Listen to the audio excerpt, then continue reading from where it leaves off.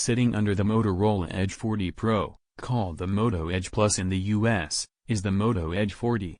It's what's known as a sub-flagship handset, offering a range of compelling specs, but not quite in the top tier.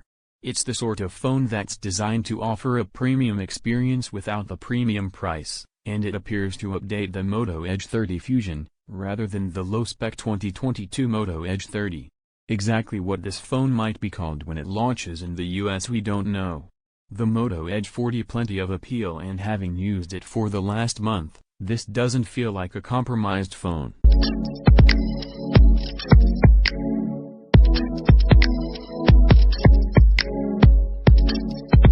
Leather has graced the rear of some phones in the past, including the Motorola Moto Z way back in 2014, but not often out of the flagship category. The option for vegan leather immediately makes the Moto Edge 40 stand out in a sea of glass-backed devices. It keeps fingerprints away and elevates the overall aesthetic of the device, giving it something of a special feel. Although after a month of use we've found some cosmetic damage to that leather, it will nick if you're not careful with it.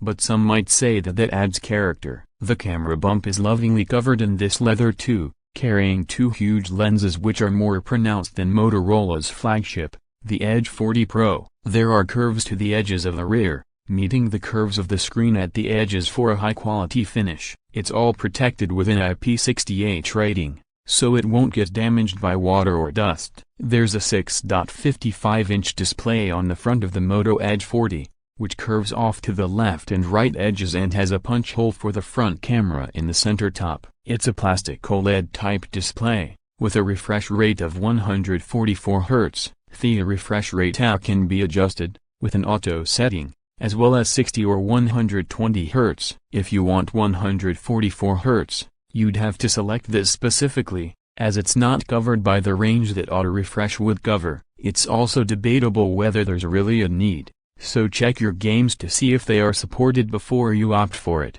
The cameras on the Moto Edge 40 take a step down from the Moto Edge 40 Plus, firstly losing the telephoto option, but also switching to lower resolution sensors for the ultra-wide and selfie cameras. While there's still a 50-megapixel main, but it doesn't give quite as impressive results as the flagship phone, or indeed some cheaper phones like the Pixel 7a. The Motorola Edge 40 launches in Android 13A and is expected to have 2 OS updates and 3 years of security updates. That's not the most impressive support, meaning that this phone won't get updated for as long as the flagship model does. The thing I like about Motorola's approach to software is that it keeps it pretty clean, close to the sort of experience you might get from the Pixel 7. Indeed, this phone might be seen as something for a rival of that Google device. The Motorola Edge 40 step up in positioning over the Motorola Edge 30, instead looking more like an update of the Edge 30 Fusion. This makes it closer to the flagship Edge 40 Pro,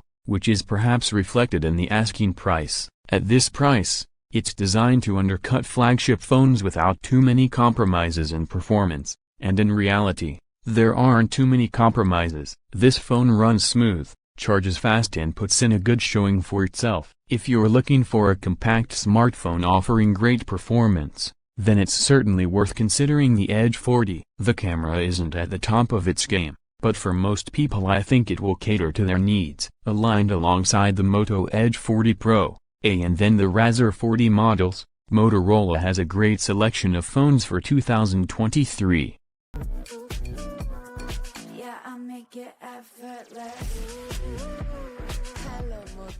I hope you enjoyed this video. Also, do not forget to like and subscribe, and ring the bell to be informed of our next videos. Until the next video, bye bye.